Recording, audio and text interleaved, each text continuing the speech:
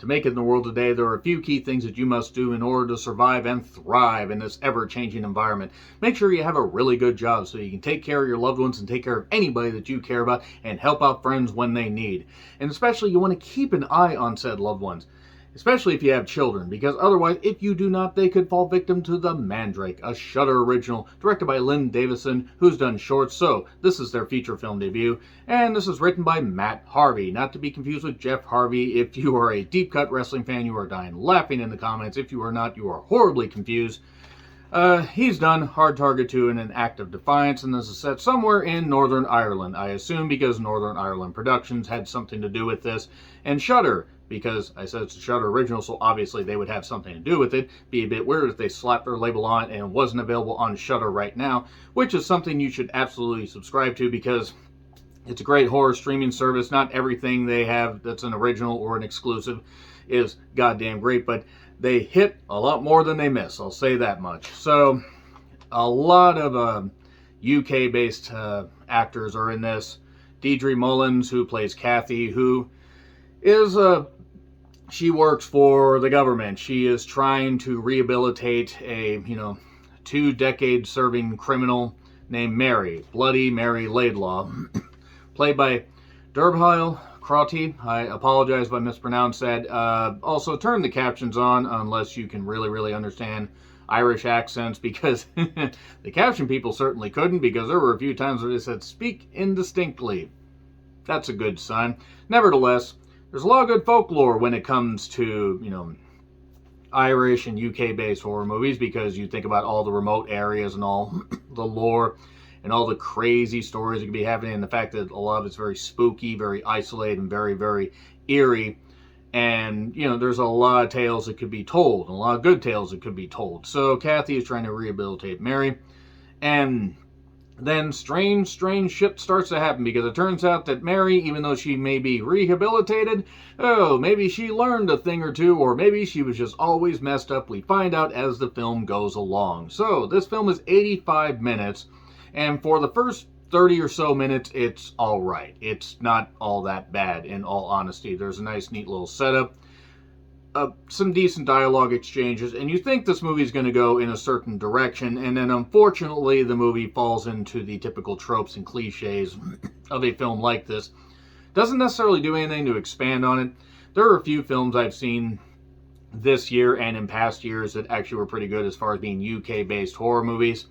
The Feast, in particular, is one that I really liked, and I know some people didn't. Some people thought that was really obscure, and other, UK and Irish-based movies have been really good as far as being psychological or horror movies, or straight up just bonkers and weird, but they use the environment well. This one seems to be just the most typical, atypical, and it borrows a lot from like the Gretel and Hansel movie, and a lot of other stuff where it tries to be atmospheric and spooky, but it doesn't cook up any of its ideas without just making it very basic. That's really what it comes down to. And also in the second act, when it decides to just go in a completely different direction, see Siloam, that was something that actually pulled that off. I'm pretty certain I mispronounced that.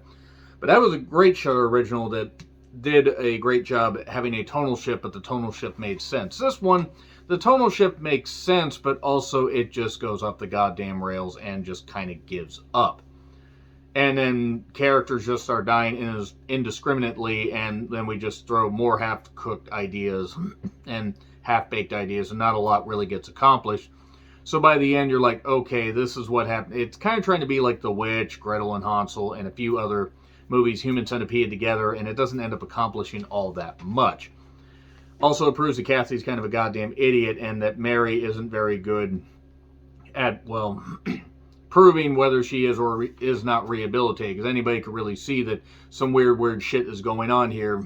There's all these red herrings and all these red flags, and anybody that would have been smart probably would have gone up there with somebody if they were going to be a social worker or work for the government or whatever. Nope, we can't do that stuff because that would make too much sense. Obviously, there's a few other things like family strife and family drama. In fact, I'd say half this movie is basically a family drama, and you would think that would add credence to the horror elements, and it really doesn't. It really ultimately doesn't do all that much. The acting is fine. There are a few people you will recognize. Other than that, though, there isn't a lot to this, so I am going to get into spoilers, but it's on Shudder. Check it out. No, I'm not sponsored by Shudder, but Shudder is a great horror streaming service, as I said before, so let's just get into spoilers. If you like Northern Ireland films, maybe you'll enjoy this. 3, 2, 1, spoilers. Okay, so it turns out that Mary is upset at the system, or was always a witch, or was always weird, and even though she served 2 decades in prison, she had a son that was ripped from her arms, and a son that she has been raising in secret, who is the Mandrake, who takes children and they sacrifice the children in the name of a witch, or Mary's the witch, or somebody's the witch. It's really hard to tell, actually, because even if you're paying close attention, this movie doesn't bother to really explain all that much.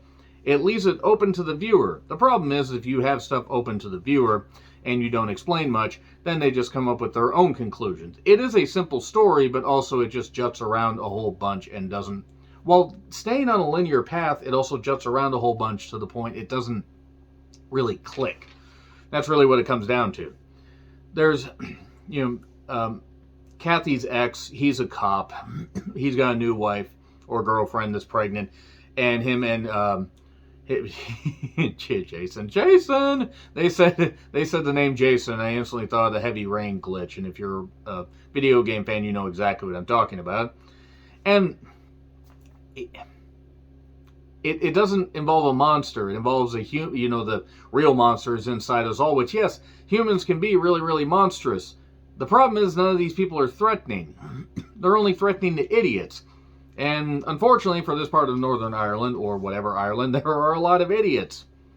And then they come up with this thing where, these 2 children die, so these parents are getting, this dad in particular gets this mob mentality going. They end up killing the son, even though Mary and her son get Kathy captured, and they try to torture her or heal her or get her ready for this witchy stuff or whatever. At one point, they kidnap her son while the stepmother is trying to go get flowers to put on the grave of the 2 children that died, and leaves knowing that there is somebody kidnapping children in the North Woods or wherever the hell they're at. Leaves the kid. The kid's not gone or she's not out of his sight for more than 30 seconds, and somehow the child gets kidnapped. But then Kathy escapes, beats the shit out of this guy.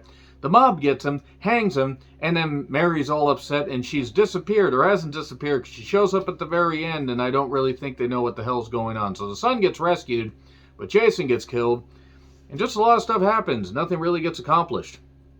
So I'm giving it an F. Even though the first act wasn't all that bad, this movie just is half-cooked and ridiculous and doesn't end up accomplishing all that much. It's a shame. It's a shame because I wanted to like this. I was like, all right, this isn't that bad, and there's been some good Shudder originals this year. I could name a whole bunch here. But I'll name them maybe when I talk about my favorite and least favorite horror movies of the year, which I will inevitably do. Inevitably is a hard word for me to say, as you can tell. Agree, disagree with what I said, like, share, subscribe, Twitter handle in the description. See, can't even talk, because Mandrake has just bored me to tears. I'm Jonathan. I'll see you soon.